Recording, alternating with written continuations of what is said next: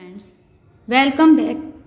आज फिर हम उपस्थित हैं अपने एक नए वीडियो के साथ, जो है हमारा राधा कृष्णन आयोग का सेकंड वीडियो। क्योंकि पहला जो वीडियो है उसमें हमारा अधूरा था, अब उसे आज हम पूरा कर रहे हैं। तो आपको फिर से स्वागत है। हम नेक्स्ट पॉइंट से लेते हैं। तो सबसे पहला इसमें पॉइंट्स हमारा आता है शिक्षा का माध्यम, कि उस समय में यानी विश्वविद्यालयी शिक्षा का जब आयोग बना था तो उस समय में शिक्षा का माध्यम क्या रखा गया या किस तरीके से शिक्षा के माध्यम के लिए व्यवस्थाएं थीं। तो उसके लिए ये है कि सबसे पहली चीज़ तो ये थी कि शिक्षा का माध्यम पूरी तरीके से सुनिश्चित नहीं रहा। उसका रीज़न था, कारण था उसका, जिसमें सबसे पहला कारण ये था कि जो स्वतंत्रता के बाद भी जो मानसिक रूप से गुलाम हो गए थे व्यक्ति, उन्होंने सबसे अधिक अंग्रेजी संस्कृति और अंग्रेजी भाषा की वकालत सबसे अधिक की थी, यानी वो उसी के प्रशंसक थे। तो उन्होंने अंग्रेजी को ही माध्यम बनाने का विचार प्रस्तुत किया। दूसरी चीज़ थी कि जो अंग्रेज परस्त लोग थे, उन्हीं के दबाव की वजह से हिंदी को माध्यम बनाने की जो मांग थी राष्ट्रभाषा की, वो दब गई थी। तीसरा था कि इसके जो एक महत्वपूर्ण जो बात थी वो ये थी कि जो आयोग का सचिव के पद पे जो विराजमान किया जाएगा या जो बनाया जाएगा, उसके लिए शर्त रखी गई थी कि वो एक अंग्रेजी का प्रोफेसर होना चाहिए।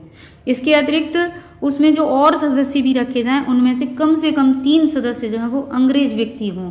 तो इसकी वजह से क्या हुआ था कि जो राष्ट्रभाषा थी हिंदी, वो हमारी शिक्षा का माध्यम नहीं बन सकी। तो ये था हमारा इसमें जो माध्यम का विषय था वो यही था कि सबसे पहली चीज़ तो ये थी कि अंग्रेज परस्त लोग थे और हिंदी को माध्यम नहीं बनाया गया। ये 3 व्यक्तियों का, अंग्रेज व्यक्तियों का होना कंपलसरी बताया गया, अंग्रेजी के प्रोफेसर का होना कंपलसरी बताया गया, जिसकी वजह से हमारी जो शिक्षा का माध्यम था वो थोड़ा अस्पष्ट जैसा रहा।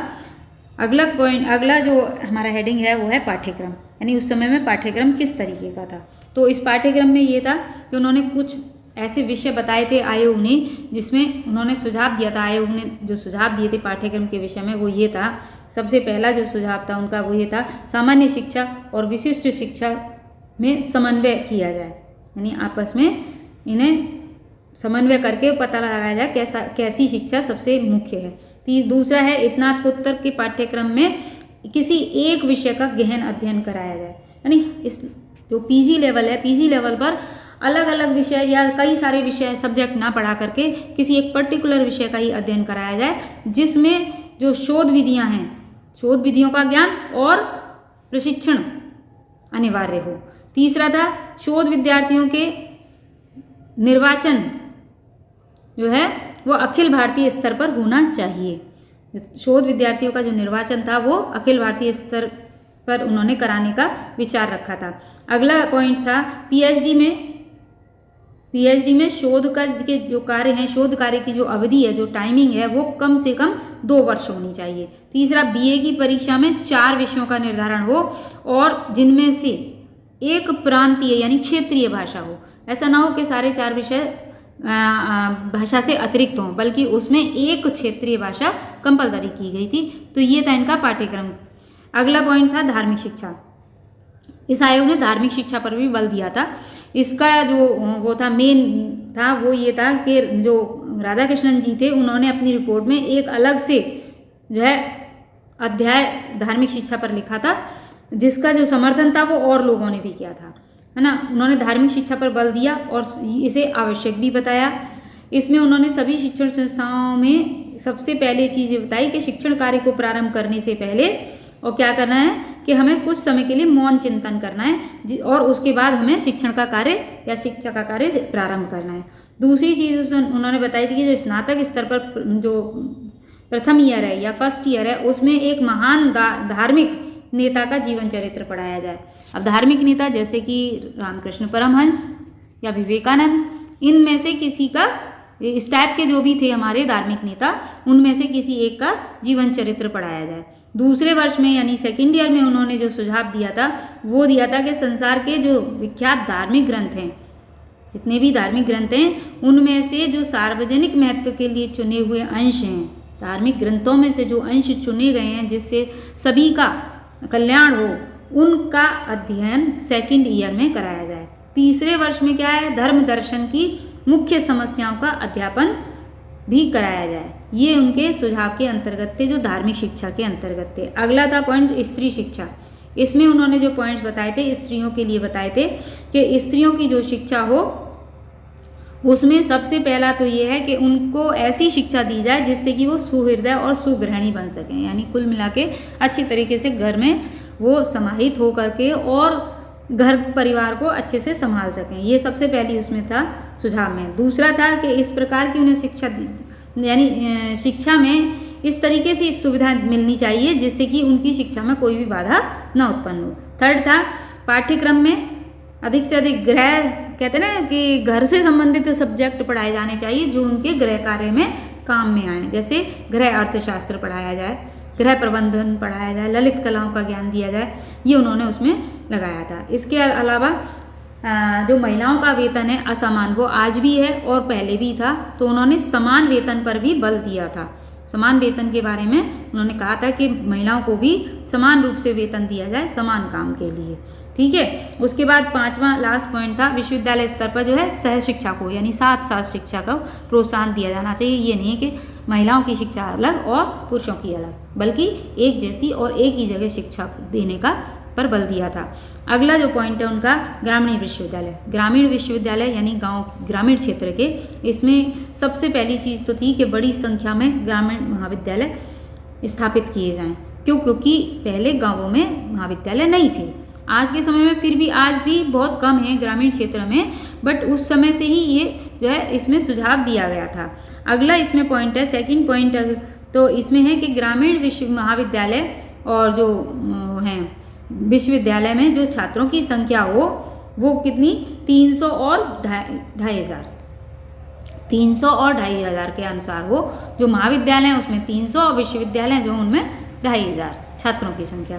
थर्ड पॉइंट था ग्रामीण महाविद्यालयों व विश्वविद्यालयों का जो मुख्य उद्देश्य छात्रों को सामान्य शिक्षा देना और वैज्ञानिक रुचियों का विकास करना, यानी दो कार्य थे इनके सबसे मेन। एक तो साधारणतया इन्हें शिक्षित करना और दूसरा था वैज्ञानिक रुचियों में उनका विकास करना। अगला था कॉलेजों में पुस्तकालय, प्रयोगशाला, क्रीड़ा स्थल की भी समुचित व्यवस्था हो और अनुसंधान की भी व्यवस्था अच्छी होनी चाहिए।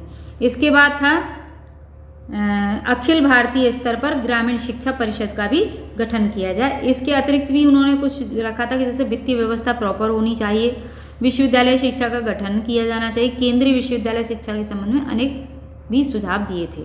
तो ये रही उनकी ग्रामीण शिक्षा। अब आता है हमारा आयोग का मूल्यांकन। तो मूल्यांकन जो होता है उसमें केवल ये है कि भाई आयोग में कितने गुण रहे, यानी उसकी क्या उपलब्धियां रही या उसकी क्या खूबियां रहीं, वो हमारे मूल्यांकन के अंतर्गत आते हैं। और उसके अलावा उसमें क्या क्या दोष या क्या क्या कमियां रहीं। तो सबसे पहले हम लेते हैं उसके गुण।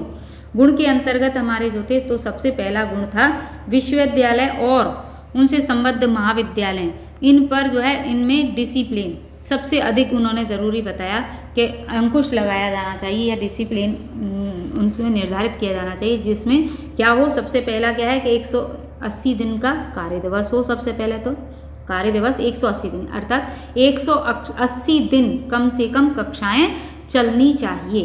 दूसरा था कि उसमें जो एडमिशन लिए जाएं वो या तो इंटरमीडिएट पास हो या फिर कम से कम 18 वर्ष की उम्र उसकी होनी चाहिए विद्यार्थी की। इसके बाद था कि महाविद्यालय में अधिकतम केवल 1500 छात्र हों और विश्वविद्यालय में 300 छात्र हों।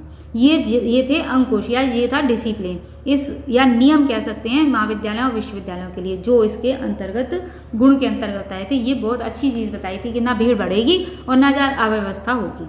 दूसरा था उनका 3 वर्षीय स्नातक पाठ्यक्रम होना चाहिए और सामान्य शिक्षा अनिवार्य होनी चाहिए। जो कहते हैं ना, जो यूजी लेवल था, जो अंडर ग्रेजुएशन था, वो कम से कम 3 वर्ष का हो और इसके अलावा साधारण शिक्षा सभी के लिए अनिवार्य हो। थर्ड पॉइंट था विश्वविद्यालय शिक्षा को समवर्ती सूची में रखना। 1976 वाली जो है थी, समवर्ती सूची में विश्वविद्यालय शिक्षा को ली। चौथा पॉइंट था विश्वविद्यालय आयोग का गठन किया जाए। इससे क्या हुआ था कि 1956 में स्वतंत्र संस्था का दर्जा मिल गया था। ठीक है, इससे क्या है कि शोध कार्य को भी बढ़ावा मिल रहा था, इसलिए उन्होंने इस वाले पॉइंट को रखा था। अगला पॉइंट था शिक्षण स्तर में सुधार, यानी उस समय में शिक्षण स्तर में भी सुधार हुआ। छठा पॉइंट, शिक्षकों के वेतनमान और सेवा शर्तों में भी सुधार किया गया। अगला 7वां पॉइंट था कि जो पदोन्नति के लिए योग्यता और शोध कार्य था उसको महत्व दिया गया। अगला, शिक्षार्थियों के लिए कल्याण योजनाएं भी चलाई गईं, जिसमें से छात्र कल्याण बोर्ड का गठन करना था, छात्र अधिष्ठाताओं की नियुक्ति करना था और मध्याह्न भोजन व छात्रावासों की व्यवस्था करना। ये जो थे ये उस समय में शुरुआत कर दिए गए थे। अगला पॉइंट था विभिन्न प्रकार की व्यावसायिक व तकनीकी शिक्षा की उचित व्यवस्था की गई थी। उस समय में तकनीकी शिक्षा और इस पर विशेष बल दिया गया था। अगला जो परीक्षाओं में था सुधार की रचनात्मकता, सुधार में जो रचनात्मकता थी उसका भी सुझाव दिया गया। अब आते हैं दोष, इसमें यानी कमियां क्या क्या रह गई। बहुत सी कमियां रह गई, जिसमें से सबसे पहली तो कमी हमको उसी में दिखाई देगी कि जो शिक्षा का माध्यम था वो पूरी तरीके से लगभग कहते हैं ना कि स्वतंत्र भारत का होने के बाद भी ना वो इंग्लिश रही और ना हिंदी रही। कुछ लोग हिंदी को जोर देते रहे, कुछ लोग इंग्लिश को देते रहे, हालांकि बोलबाला इंग्लिश का ही बना रहा। अगला पॉइंट था कि जो वेतनमान था उसमें भी भेदभाव हो गया, समान वेतन, समान उसके लिए कहते हैं ना शिक्षण कार्य के लिए समान वेतन नहीं था। अगला था उच्च शिक्षा के उद्देश्यों की व्यापकता नहीं हो पाई थी। फिर और इसके अलावा धार्मिक शिक्षा जो थी वो पूरी तरीके से अनिवार्य कर दी गई थी, जिसको लोगों ने माना नहीं था। अगला पॉइंट था ग्रामीण विश्वविद्यालयों का सुझाव व्यवहारिक, अव्यवहारिक था। जो ग्रामीण विश्वविद्यालय थे उनमें जो सुझाव दिए गए थे वो व्यवहार में नहीं आए, वो बल्कि अव्यवहारिक रहे। इसके अलावा स्त्री शिक्षा के लिए भी संकुचित दृष्टिकोण के साथ उन्होंने स्त्री शिक्षा को लागू किया था, थोड़ी छोटी सोच के अनुसार। जैसे कह सकते हैं ना कि उनको केवल गृह कार्य और गृह से संबंधित ही उनकी शिक्षा पर अधिक बल दिया गया था। इसके अतिरिक्त उनको विस्तृत रूप से विस्तार में नहीं लाया गया था। धन्यवाद। यदि आपको हमारी वीडियो पसंद आ रही है तो आप इसे शेयर करें, लाइक करें और अधिक से अधिक सब्सक्राइब करें।